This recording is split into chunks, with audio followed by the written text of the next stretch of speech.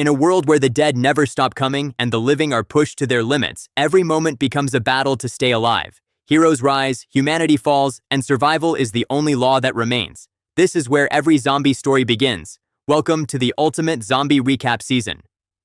At an airport in Los Angeles, flight attendants Jenny and Paula prepare for their red-eye flight as Captain Forrest and co-pilot Wilsey chat with them, noting the passenger list is light because of the thunderstorms, and Wilsey quietly takes medicine for an illness he's hiding.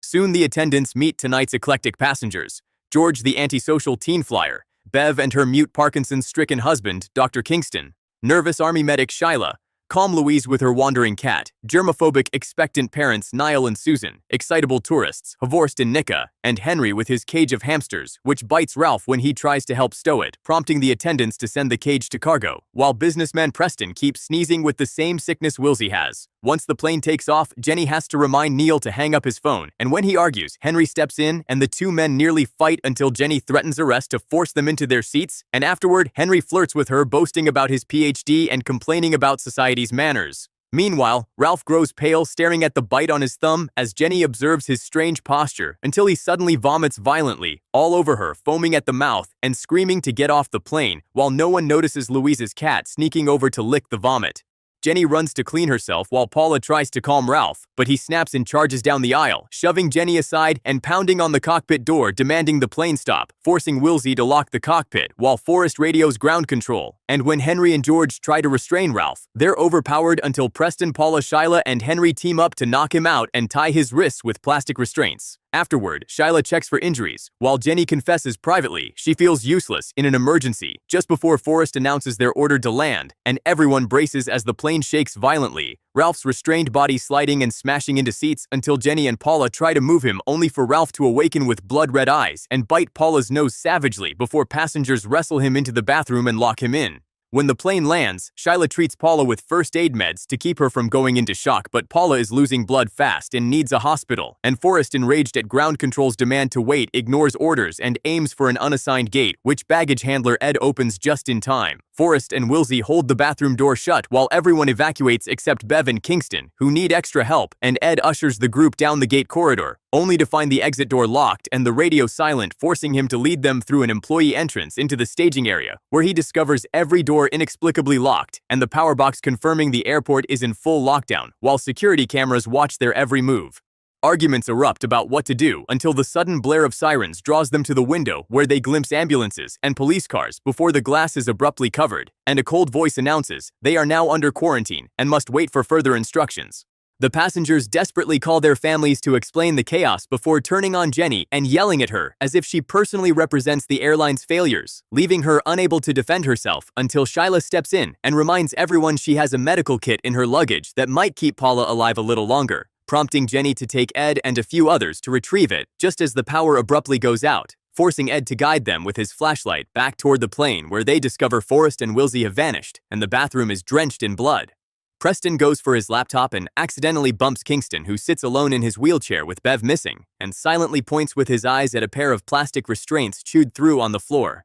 Meanwhile, Ed cuts open the carpet to reach a hatch into the baggage hold, where Jenny retrieves Shyla's kit, and Neil pulls a gun from his suitcase, while Ed panics at a rodent scurrying by, claiming it's a rat, though Henry insists it's one of his missing hamsters since he found the broken cage. When Jenny climbs back out, she notices Preston's laptop coated in blood, and at the end of the corridor sees Wilsey running on all fours covered in gore just before an infected Forrest leaps from behind and attacks her until the men rush in to help, but their punches do nothing, forcing Neil to shoot Forrest dead as blood splashes onto his face. The group flees into the gate corridor, where they find Kingston thrown from his wheelchair and Preston unconscious, bitten at the neck. And nearby, Jenny discovers Bev sobbing for help, only to transform instantly and lunge at her, causing the group to slam the door shut to trap her. They regroup as Shyla treats Paula, while Susan wipes blood from Neil's face, and they share a kiss. Henry and Ed barricade the door, and Jenny spots blood drops on the floor, her nerves snapping as she silences everyone and takes command since the captain is dead.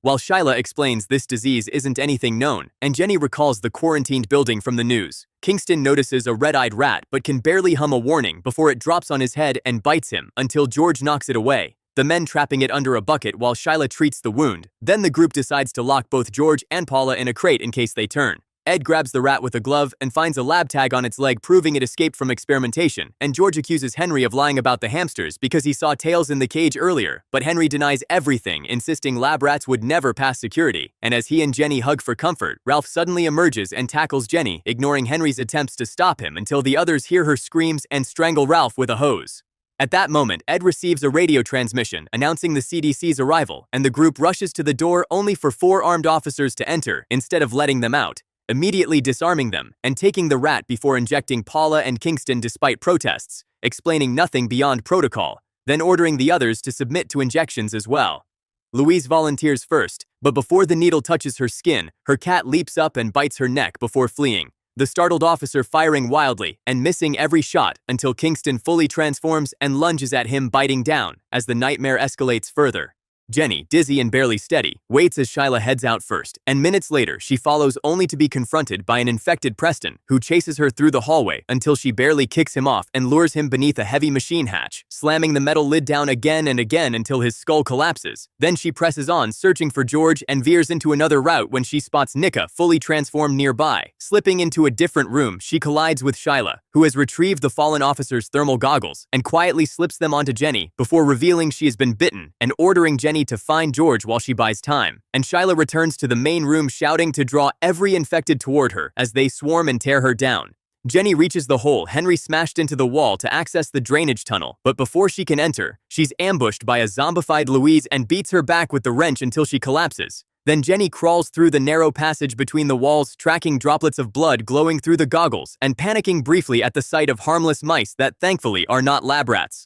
Following the trail, she finds the blueprints and Henry's shirt beside a ladder leading into the drainage tunnel. And when she peers down, she sees George, who warns her that the antidote failed and Henry has transformed. But Jenny descends anyway, only for blood to fall across her visor as Henry bursts from the darkness, attacking with monstrous strength and hurling her across the tunnel, the goggles flying from her grip until George snatches them, grabs the gun, and fires repeatedly into Henry, giving Jenny the chance to reclaim the goggles and crush Henry's skull with a final wrench blow. Suddenly, roaring flames blast up the hatch as outside teams begin firebombing the terminal, and with their exit blocked, Jenny locates a baggage chute, kicks the panel open, and urges George forward, though he hesitates, terrified, until she gives him the goggles and makes him climb down first, while explosions shake the tunnels. Jenny follows, but soon staggers and vomits as the infection overtakes her. Yet George refuses to abandon her, and she forces herself onward for his sake, until they finally reach the barred exit, where George easily slips through but Jenny mutates fully, and reaches through the bars clawing at him, unable to fit through, allowing George to escape by slipping out of his jacket and running free into the night, while elsewhere, Louise's infected cat slips from the wreckage as well, and trots unseen toward the city.